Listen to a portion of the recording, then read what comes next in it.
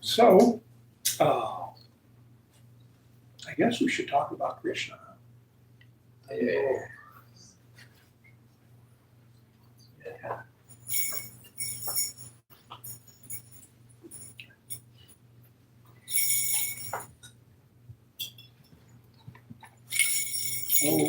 Okay.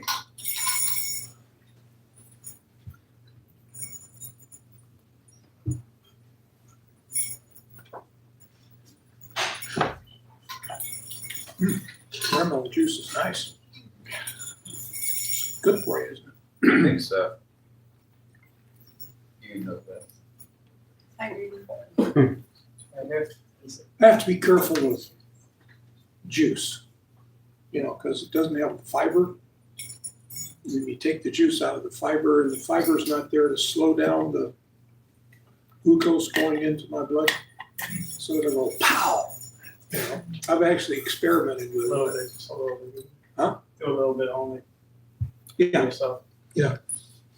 this seems like it's got some pulp in it though, so this won't go. Right. But a smoothie, I can take a smoothie, a fruit smoothie, and that doesn't go into my blood system as quickly. Okay, so it's like blended or juice? You have juice it? Like, This one was just blended. it's all in there. Yeah. Okay. So it's good.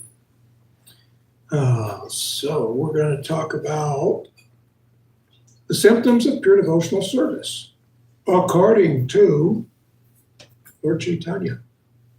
So this is something that I took out of Chaitanya Charitamrita.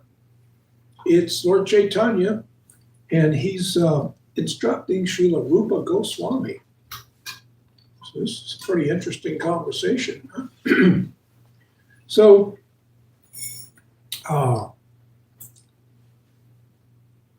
this is Madhya Lila, text 166. Madhya Lila, chapter 19, text 166. And we're going to read a few verses and discuss. So stop me with questions, comments, anytime. So Lord Chaitanya says, when one is situated in pure devotional service, he develops love of Godhead. Therefore, let me describe some of the symptoms of pure devotional service. Prabhupada says in a purport, in Bhagavad Gita 1855, it says, Bhaktyamam abhijanati yavanyas chasmitatvataha. One cannot understand the Supreme Personality of Godhead in truth unless he takes to devotional service. So who else, what other philosophies talk about that? Does anybody know? I'm familiar with some, but I know I don't think the Jewish faith, I don't think they talk very much about devotional service, do they? I mean, they want you to do service, but what do you, Catholicism? Christianity would be faith and action.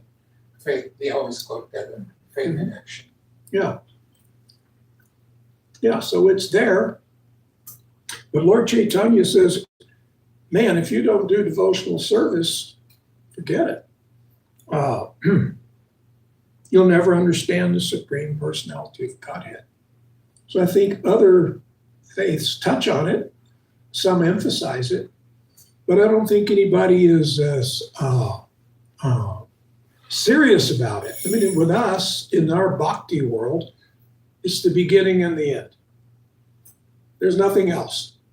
You do devotional service, or you're never going to fully understand the personality of Godhead. On a personal level, you may understand that he's, God is good, God is great, God is all powerful, God supplies us with everything.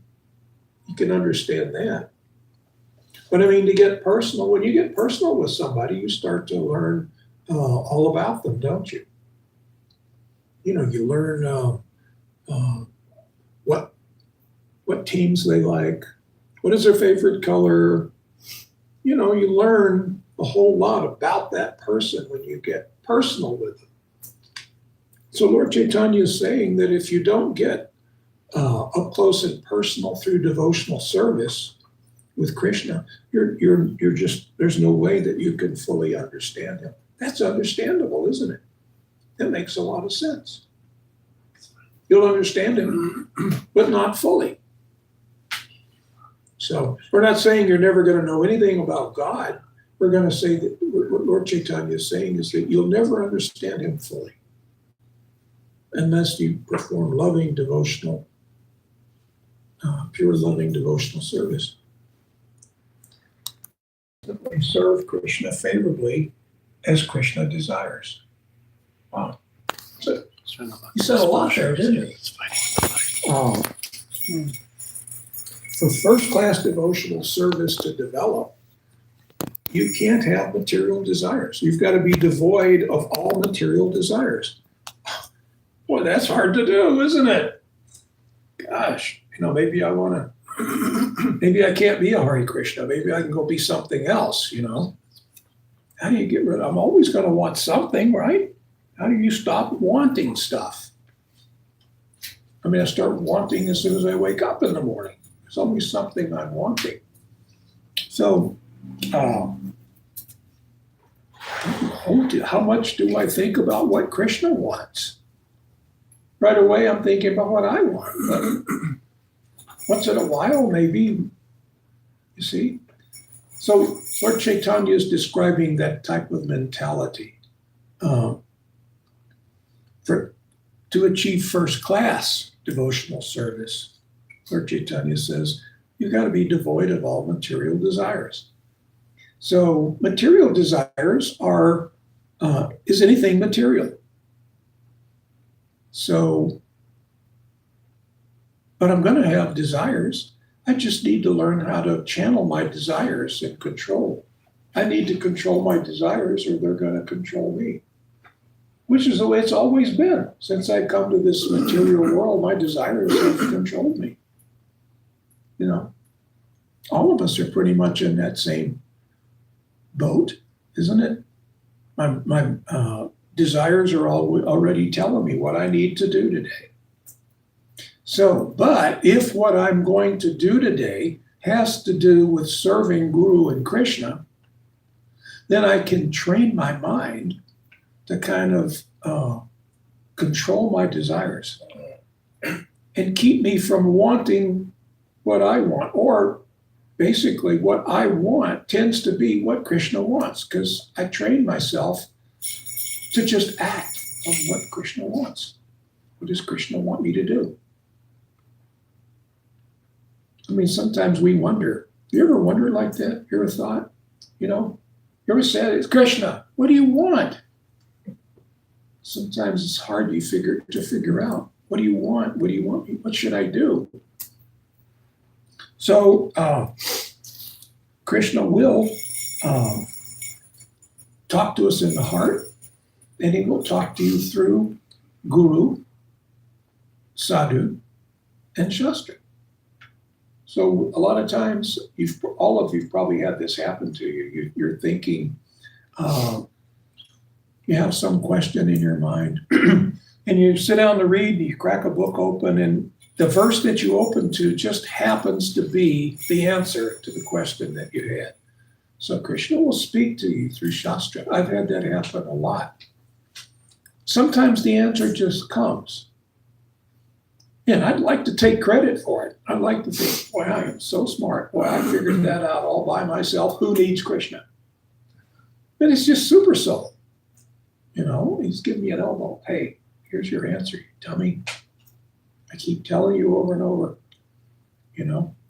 Sometimes it's from some sadhu, some advanced devotee. You may inquire and they say, oh, it's like this. You see? Sometimes it's from the guru. You consult the guru and the guru tells you. Not everyone has the ability in our movement. Not everyone can just text their spiritual master and say, gee whiz, I have this question, or call or do whatever. They can't. What's it doing?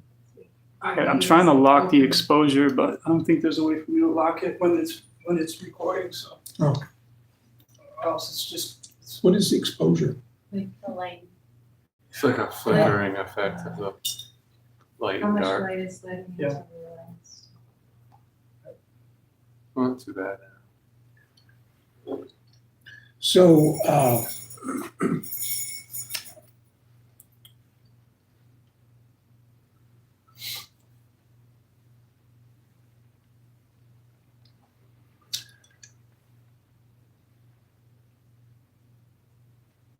trying to remember where I was.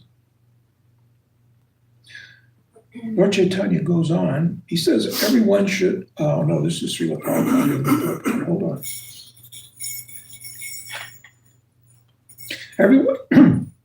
Everyone should offer obeisances from moment to moment to the Supreme Personality of Godhead. These are the desires of the Supreme Lord, and one who fulfills his desires favorably is actually a pure devotee. So this is something that we get ourselves in the habit of doing as time goes by. You know, in the early days, we were taught, as soon as you wake up in the morning, you pay your obeisances to your spiritual master. Pay your obeisances to your spiritual master after you say the prayer for prasadam. Before you take prasadam, you say, after saying your Gayatri mantra, you pay obeisances to the spiritual master. And before you take rest at night, pay your obeisances. So I always thought that, well, that's enough. That's what I was. So as time goes by, you feel like, well, there's other times when I should pay my obeisances to the spiritual master and to the Supreme Lord. I put them all together. I pay my obeisances to all of them together, you know. Once in a while, it's just Srila Prabhupada. Sometimes, most of the time, it's probably all the personalities, you know, that I can think of that I pay obeisances to. So as time goes by, you find yourself doing this more and more and more. You know, every time you have some prayer, you know, and we find ourselves as time goes by, we're praying more and more, you know. Please give me knowledge for this. Please help me do that. Please help me figure this out. And this isn't stuff that I'm praying for me. I'm praying because this is the service that I want to do for my guru, Krishna, for all of you.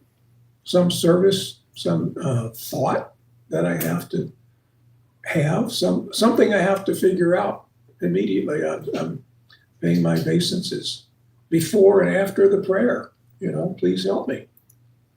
So that may sound like a lot in the beginning, but actually as time goes by, it becomes a natural flow.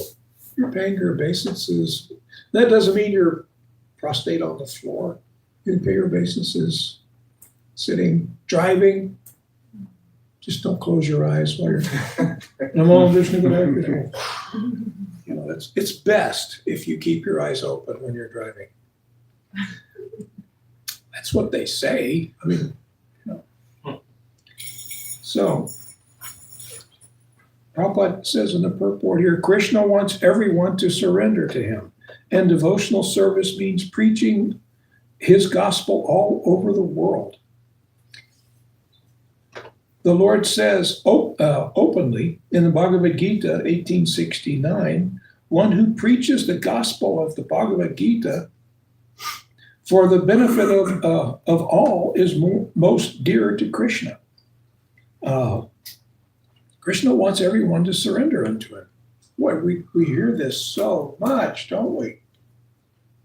Why is this repeated? Krishna repeats it. Prabhupada repeats it again and again and again. Surrender, surrender.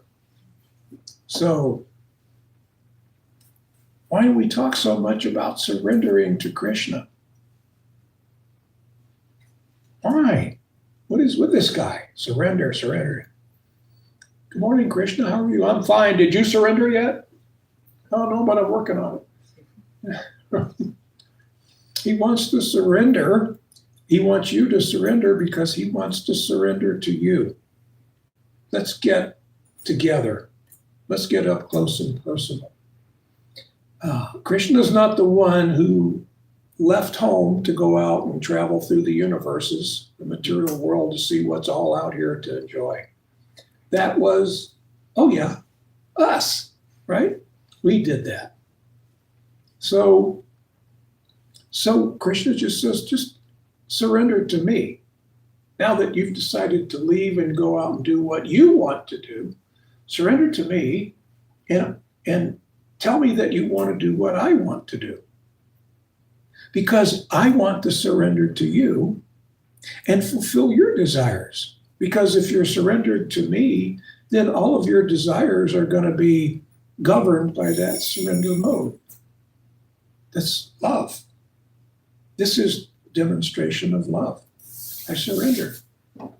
This is what, I don't know, most marriage vows have that surrender to each other, don't they? I'm not up on marriage vows in this new millennium. It's been a long time since I've known any of that, but isn't it?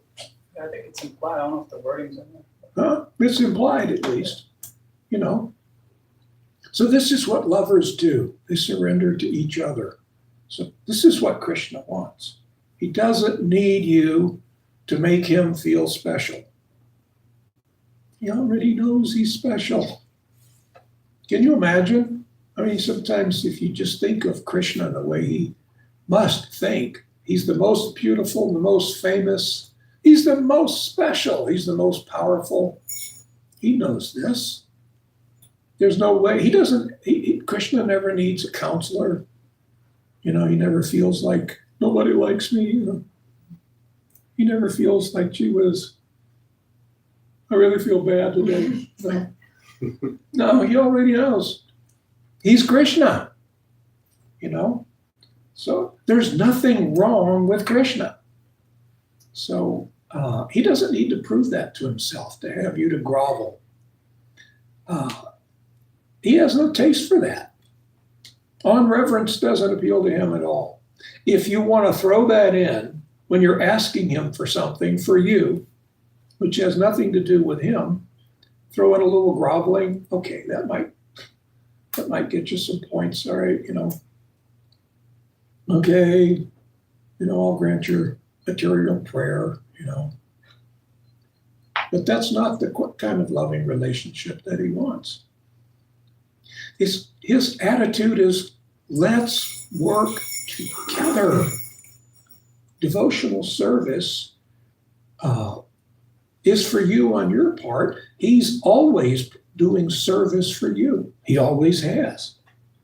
He's given us everything. He's the source of everything. So everything is coming from him. He gives us even things we don't know to ask him to give us. He's looking after us like a parent looking after a child. He's very concerned about our happiness. And he knows that you're never going to be happy because he knows your true nature.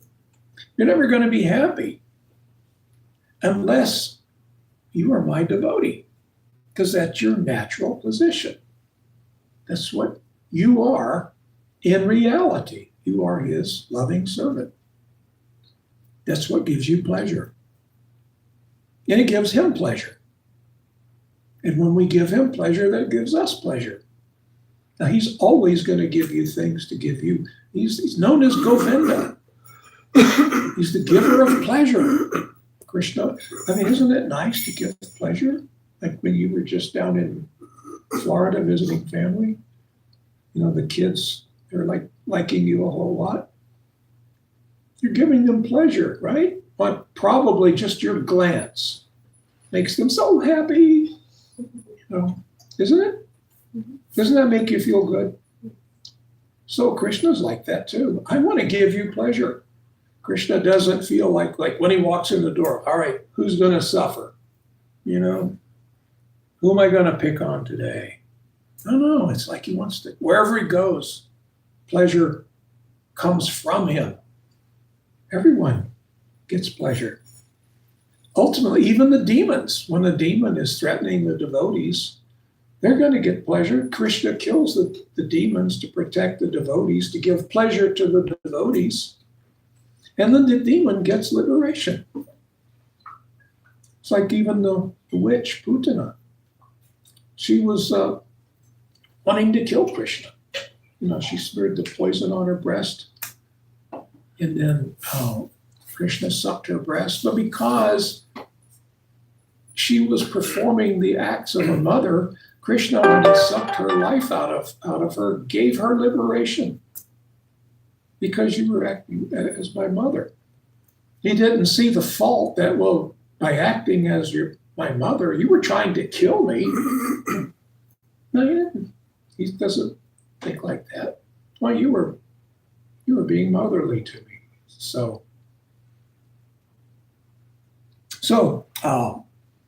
Krishna wants us to surrender because it completes our relationship. It's good for us. It helps us in our consciousness. Otherwise, we're going to struggle. If we don't surrender, we're going to struggle in devotional service. And if you're not a pure devotee of Krishna, if you're not fully surrendered to Krishna, it doesn't mean that you have no spiritual life. It doesn't mean that you're never going to make spiritual advancement. It just means that you're not going to be able to meet the ultimate or to achieve the ultimate destination. Pure love of Godhead and sharing this pure love of Godhead with Him. And it's not a one-sided, what do they call it, unilateral. It's not a unilateral thing where you do all the loving, He takes the love, and that's it. No, He gives you back a lot more than you give Him. If you look at the stories, Krishna book, the 10th chapter, 10th canto, Krishna's like that.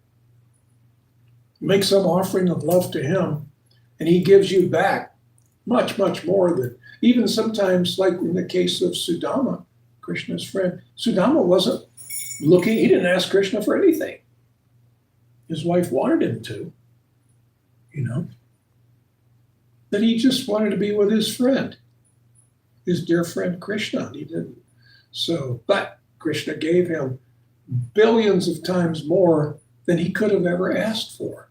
He gave him a palace better than King Indra's, better than anything in the material world. Isn't that amazing?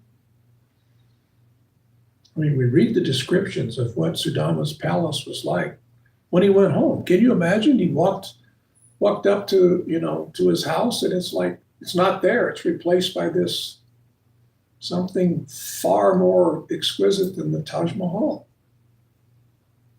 Krishna had even designed artwork that was somehow or other inside of a wall made of crystal. How do you hang something on a wall made of crystal?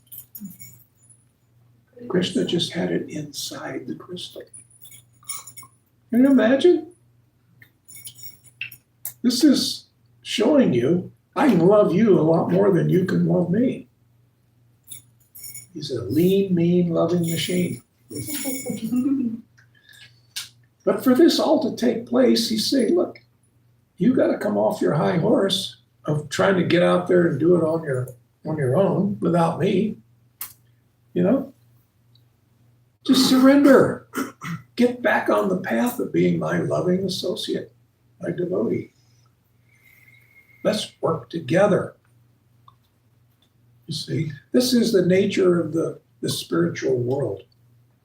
You see, there's no trouble. Vaikuntha is a place where there is no trouble. There's no disturbance. There's no demons to fight. There's no inflation. There are no wars. I wonder if people argue with their wives and, who cares?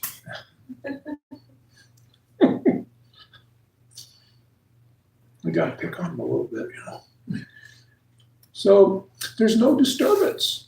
in Vaikuntha? What is there to do? How do you keep from getting bored? Huh? Wouldn't that be boring? Nothing to do at all, nothing you have to do. So, except be in love. And not just a little bit, just be so much in love that you can't think of anything else. You know, we want to go, when we go to this place that's so fabulous, you know, how many have been to Hawaii? You know, pretty amazing place, isn't it? I mean, it's a lot more beautiful, at least the first time when you go. It's a lot more beautiful than you even imagine, you know? I'm sure Puerto Rico is much like that.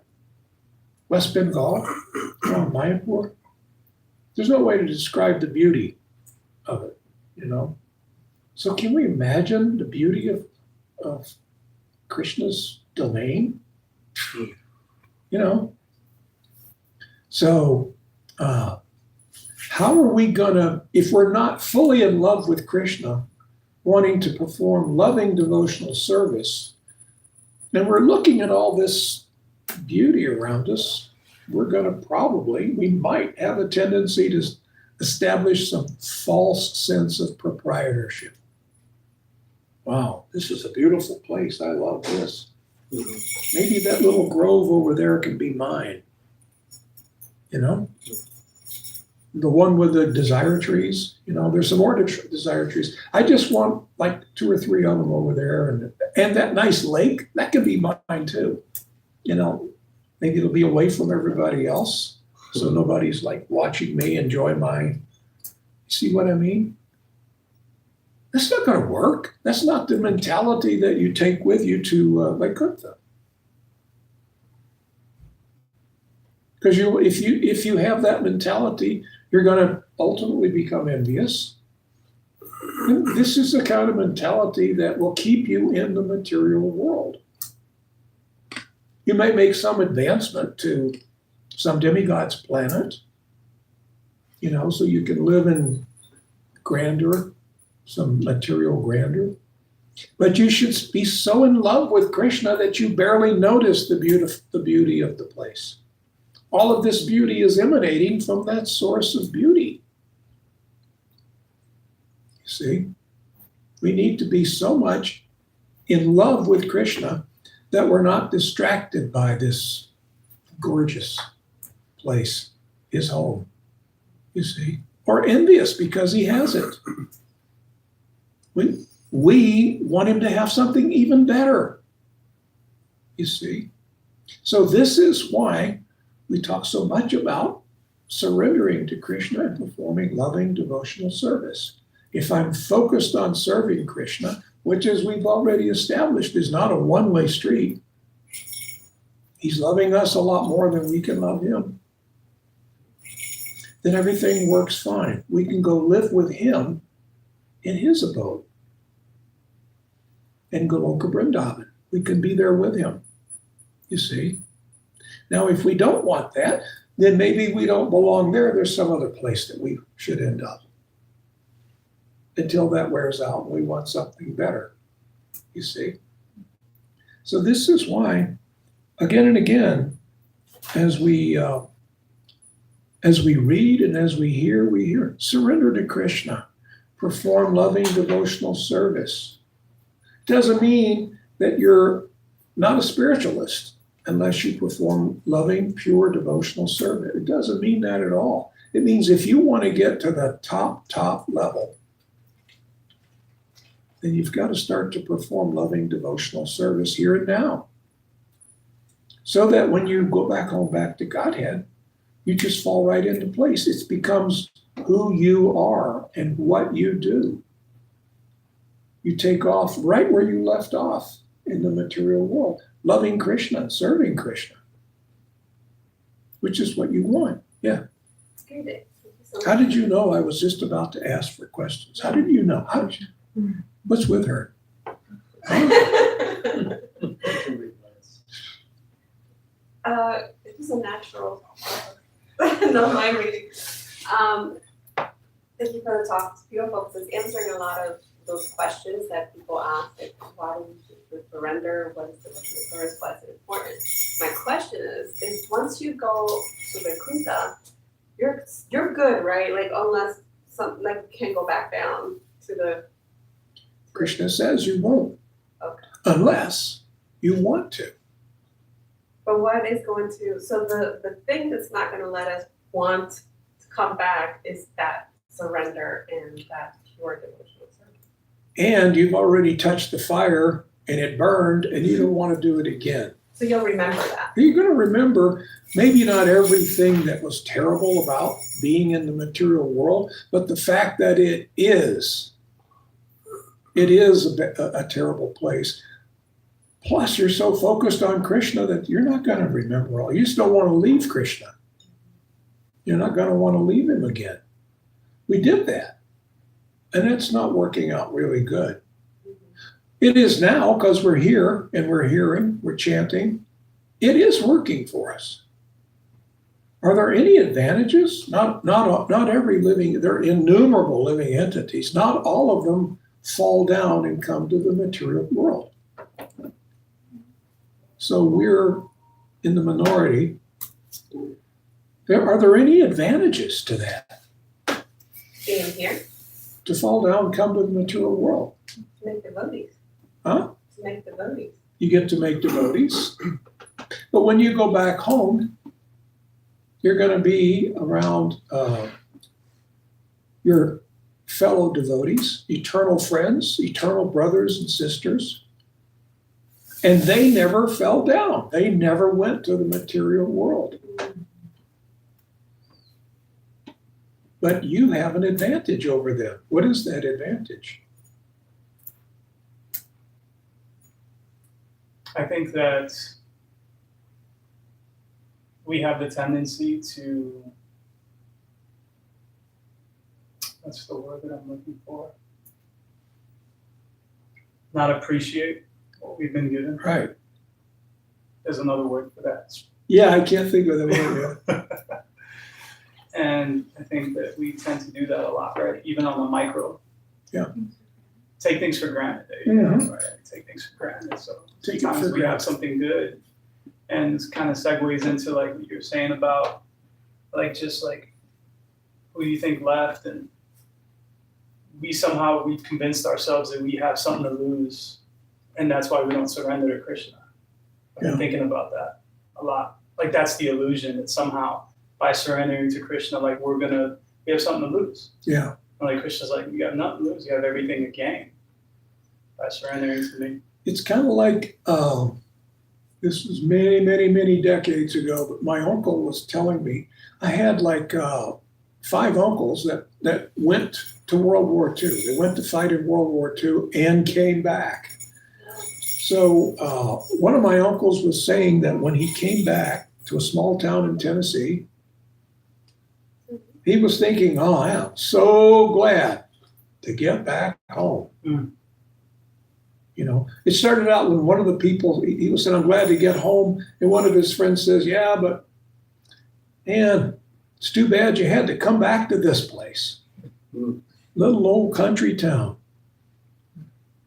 And he said, I remember him I think he was telling this to somebody else in the family. I was just a kid, I was listening. He was saying, no, you don't understand. This place is like heaven to me. You've never been away. He was gone, 3 years he was fighting. It was hell. 3 years of hell. I think he ended up in Germany. He was in the Pacific, and just different fight, bang, bang, 3 years.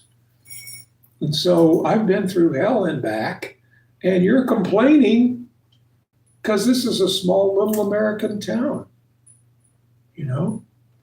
And so an advantage we have is we know what it's like to be away from Krishna.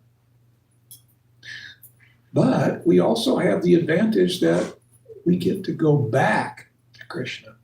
What's it going to be like? When you go back to Krishna, have you ever thought about it? You're walking towards him. You just got off the flower airplane and you're running towards Krishna, of course he's running towards you.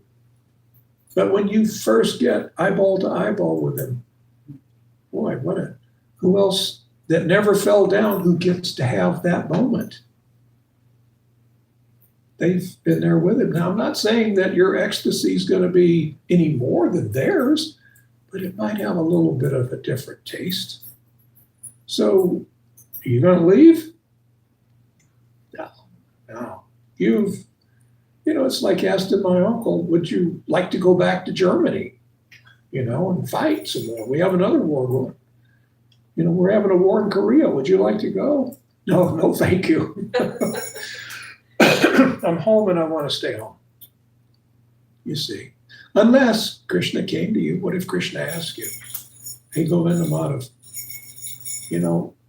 I would like you to go back to the material world, chant, preach, and bring back some more. Would you do that for me? It means a lot to me.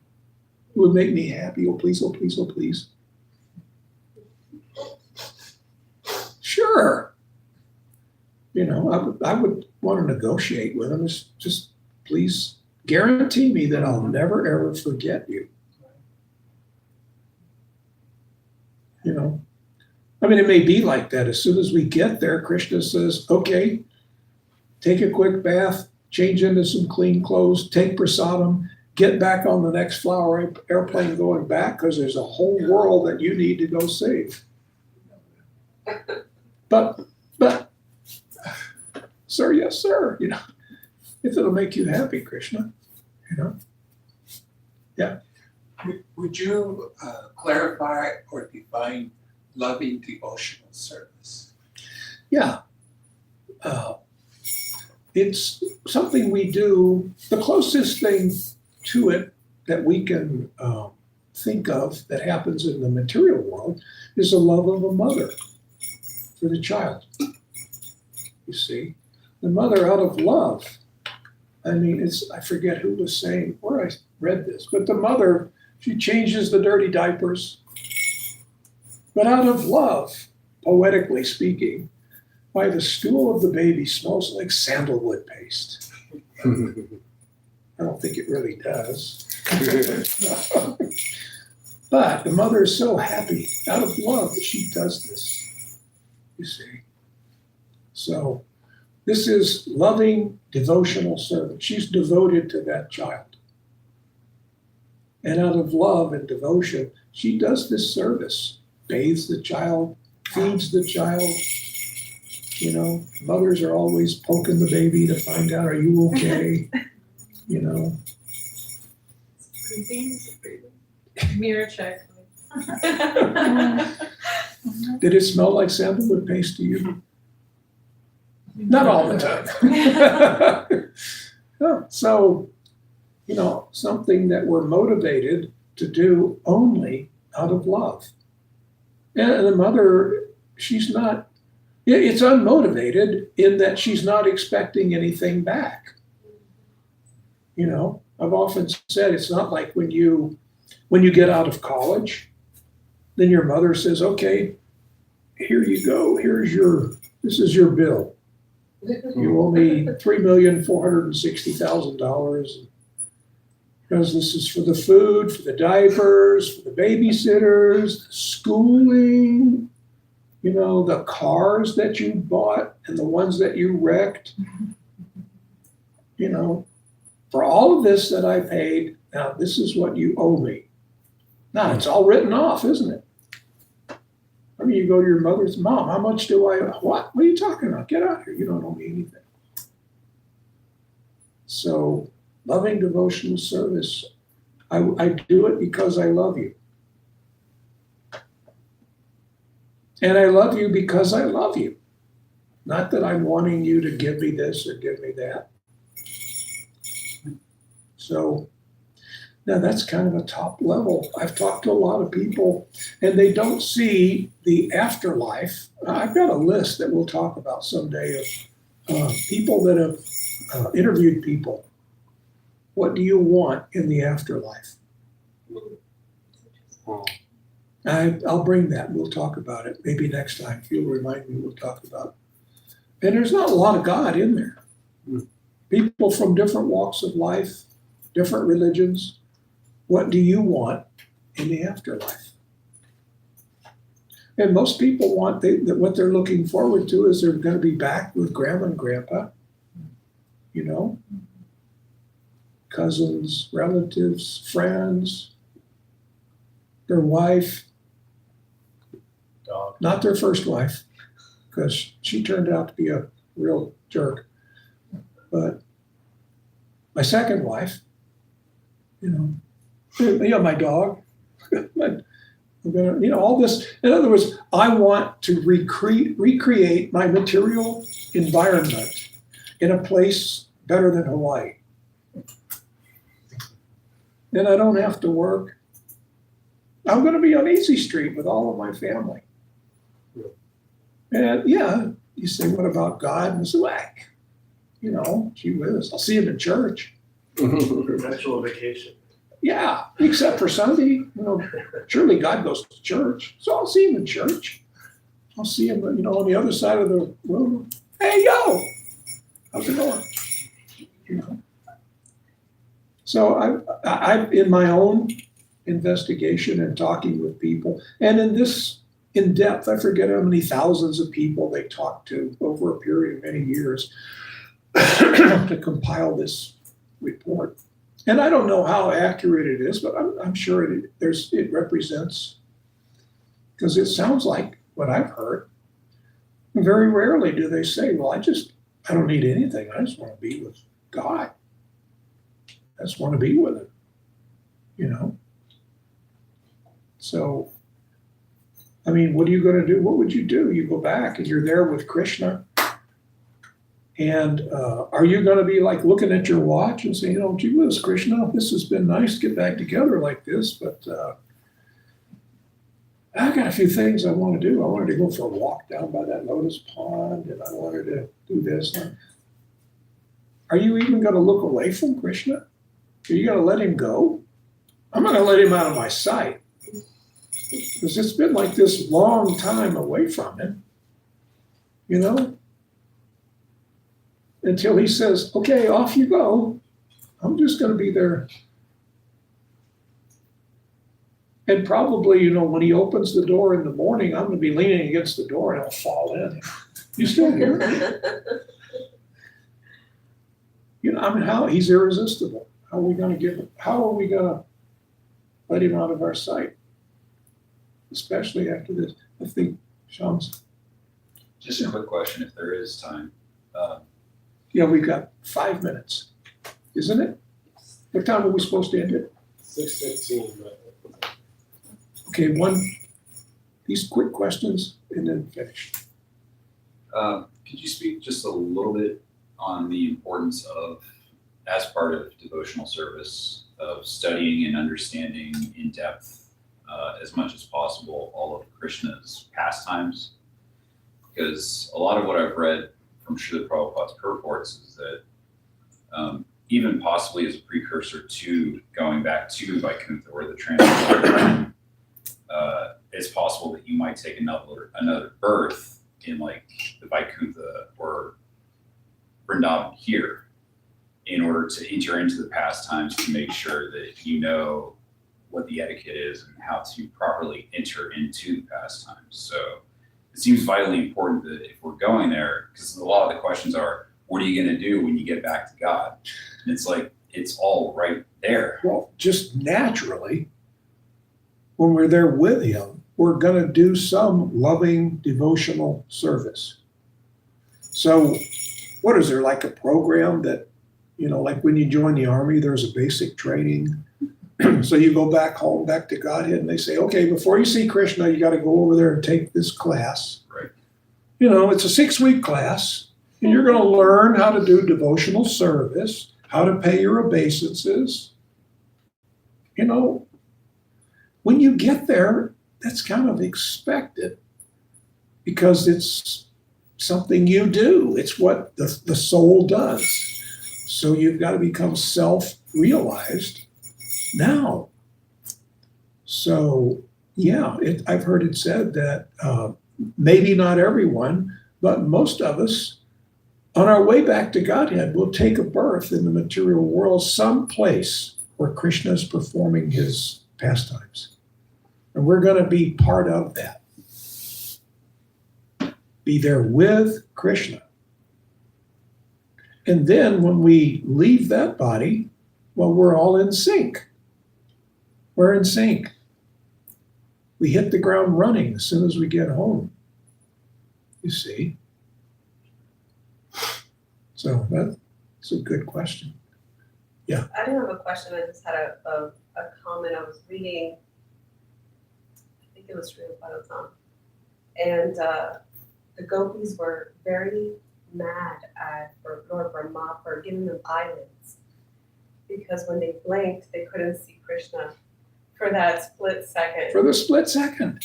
And that's how much love and unconditional devotional loving, that beautiful love that they had for Krishna. Like, they didn't want to blink for Yeah. that second. Why do I only have one tongue to chant Hare Krishna? I should have millions and millions of ears to hear the chanting. So we're not there yet, but we're closer than we think. We're, according to Prabhupada's definition, we would all be pure devotees.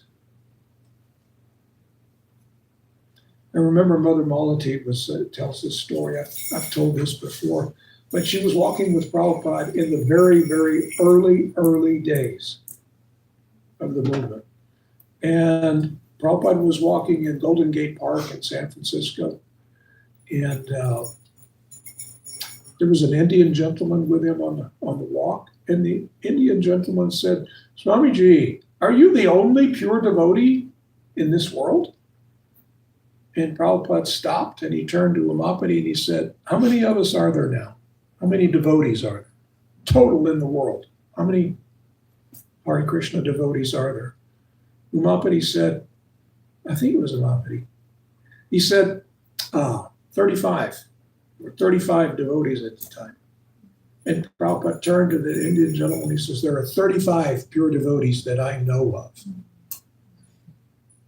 So if you come this far, you're so far, you may see or you may feel that I have so far to go.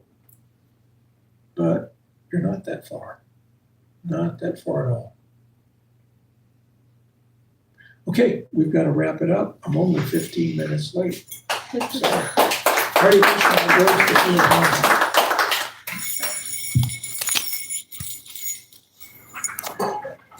Sorry to be late. I hope it doesn't